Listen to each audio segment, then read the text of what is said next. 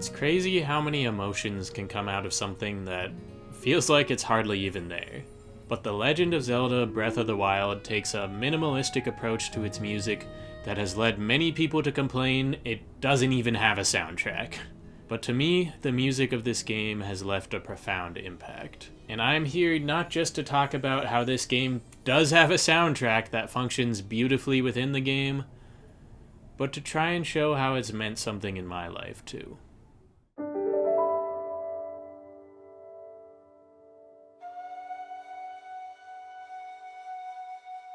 There is nothing quite like exploring the Great Plateau for the first time, and I think the music has a lot to do with that. This is the first area you emerge into at the beginning of the game, and it raises all sorts of questions about what this new era of Zelda might hold, and what is out there in that massive world you've just discovered. And as you just begin to think about these questions for the first time, you're met with this track that feels both haunting and yet strangely uplifting to me. The majority of this song is made up of these haunting, mysterious woodwind sounds that makes me feel almost a little bit scared and a little sense of wonder as to what exactly is going on here and what have I just walked into. But it's paired with these fragmented bursts of piano every few seconds that to me feels very representative of the broken world of Hyrule that you've just encountered. It's these bits of piano that feel like pieces of something larger, but they just can't quite connect right now. But still it contrasts this haunting woodwind sound as though it's trying to break through and offer you these brief moments of inspiration, these glimmers of hope, that whatever proud world this used to be is still out there. It is certainly not as bombastic as past Zelda songs, but it offers this more subtle sense of adventure.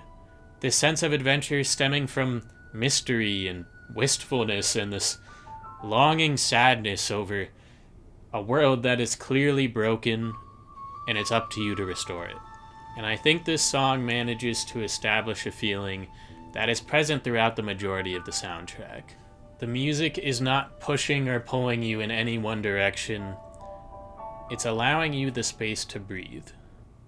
And that is a quality that I really appreciate about this soundtrack, and it only becomes more important later on, as you're able to take this time to yourself to explore at your own pace, and the music always offers you these moments to sit back and reflect. There is always more adventure to be had in this world, but for now, here's a space to breathe it all in. And while this absolutely is a minimalistic soundtrack that offers you that space to reflect, it doesn't shy away from having its more powerful musical moments as well. And in some ways, I think these moments are made even more powerful by how sparingly this fuller music is used. I mean, one of the most iconic, memorable moments of this game for me comes from your first encounter with Sidon, when you hear him go, "Say hey there, young one," and then the piano picks up and goes, "Ba-da-bum-bum."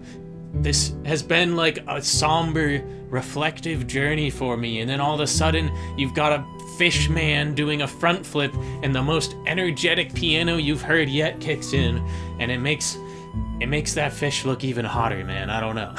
And the trailer music too, maybe you can dock them points for not including this in the real game, but it's still a part of the soundtrack. It made it into Super Smash Bros., and that's because it's the most insane, best trailer music you'll ever hear. And the point is, they even went hard for the trailer music. They were not cutting any corners here. And the Guardian music is the most terrifying usage of piano you could possibly create. And Kass plays an accordion, but it offers these moments of excitement and solace from the world around you, where you know your boy Kass is gonna be around to give you another little quest to do.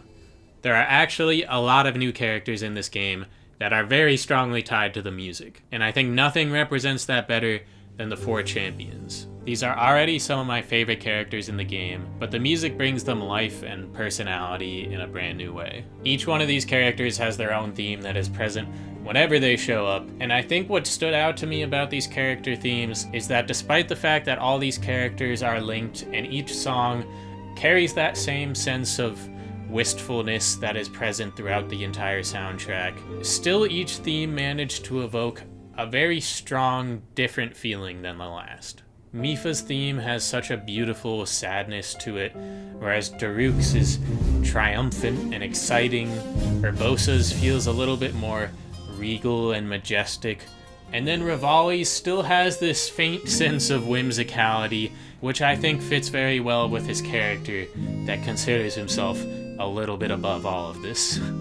And while I consider all of these moments and character themes to be part of the reason why I think it's a shame so many people write off this soundtrack as non-existent, when it still has its fair share of exciting and fully realized moments, that does not change the fact that this is a very minimalistic soundtrack for Zelda, and I honestly think that's where it does its best work. And some of the most powerful moments of this soundtrack for me come when they draw on those older, more exciting Zelda songs and present them in an entirely new way.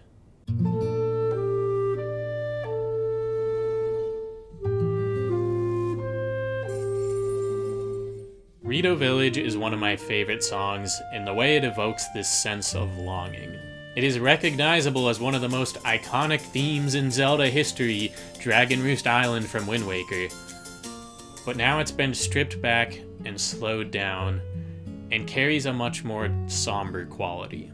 And I think referencing that theme is such a smart way to imbue this song with a sense of nostalgia.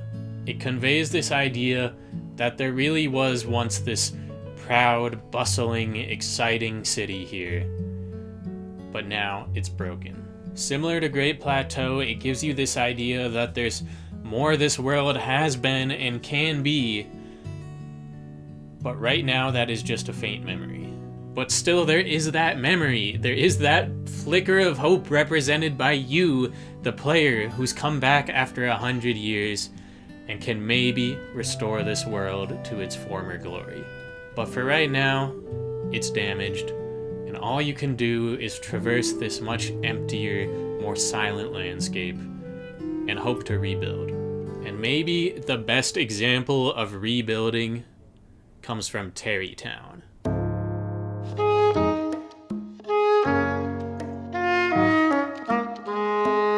The side quest of Tarrey Town has you going to every region in the game, tracking down somebody with Sun at the end of their name so they fit in with Bolson construction, and convincing them to move to this new village you're starting. But what's so special about the music here is hearing it evolve as the city does. With each character you recruit, you get to watch as the city expands, new faces appear, and as this happens, each character brings one instrument from the region that they came from to add to the Tarrey Town theme. I think even without the evolution of this song, it was already one of my favorite themes in the game, just for how chill and serene it feels. But then as you progress in the side quest, it just gets better and better and better. And the fact that each character brings along with them not just a random instrument, but an instrument that is tied to the theme from the region they come from in the game. It lets you see this beautiful blend of all the different musical styles throughout the game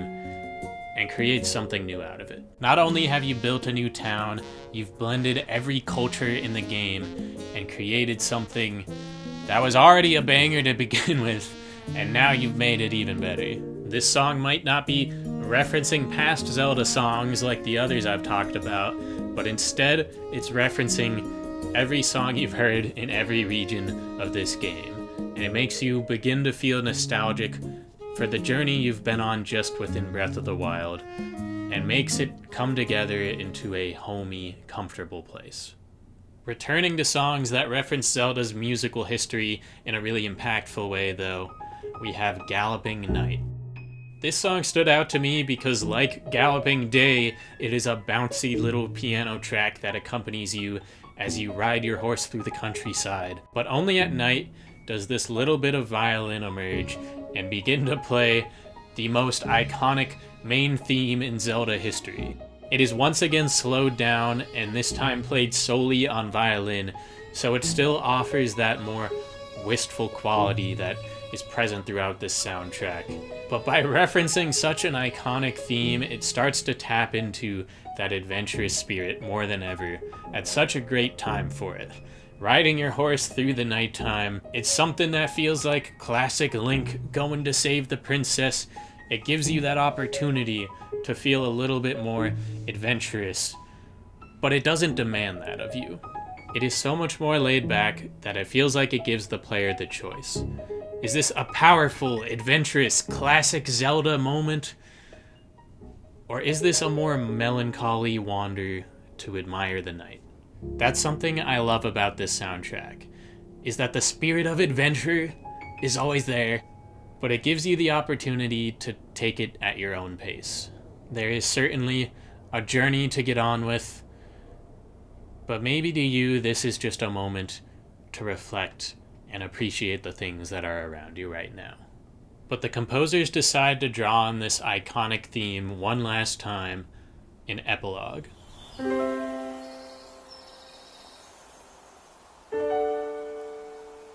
And I think this song wraps up the game so well, because it starts with this softer, more emotional conclusion to the story, before eventually building up into this triumphant return of the most iconic melody in the entire series.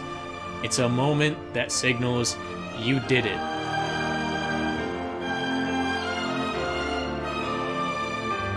Before drawing right back into that more minimalistic sound that's accompanied us throughout our entire journey through this game. And it adds this sense of nostalgia for this game right now. It leaves you with that one final minimalistic note that allows you to think back on the journey you've just had before one last time returning to that triumphant, victorious melody and ending with a flourish.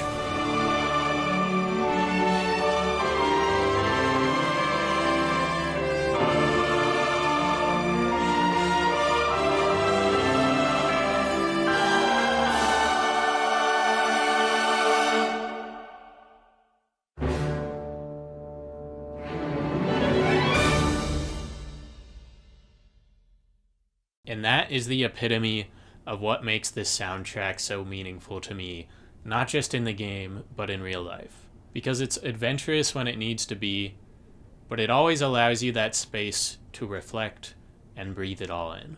And I think the reason I'm thinking about this now, 8 years after this game's release, is because of all things the Nintendo Music app dropped recently. And I spent a day wandering around my home city listening to these songs. And I feel like it just hit me at the right time. Of course, there was this sense of nostalgia for my favorite game of all time and music that inherently I think feels nostalgic. But more than that, I still felt that faint bit of whimsicality and sense of adventure that this soundtrack always inspired for me. Despite walking through a more boring, realistic world, it gave me that chance to just peacefully wander around but still feel like there was an adventure out there for me. I've been grappling with the idea recently of trying to appreciate and get more excited about the things that are around me in real life. I think it's easy to settle into a life that is comfortable enough and feel okay with that and not push the comfort zone a little bit more, or really get excited about the things in your life that once made you feel excited. I mean, in many ways, there's aspects of my life right now that I dreamed of having just a few years ago.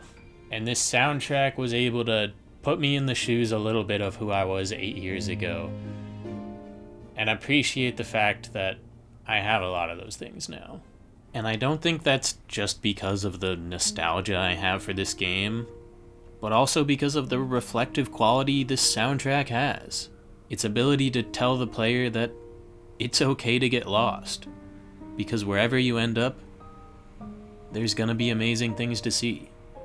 Even though I'm at a moment in life where things feel pretty normal and the road ahead feels as uncertain as it ever has, This soundtrack helped me to look around and appreciate all of it one more time.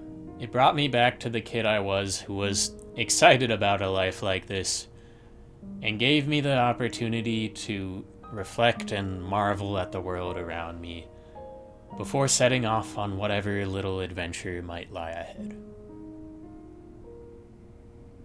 Thanks for watching.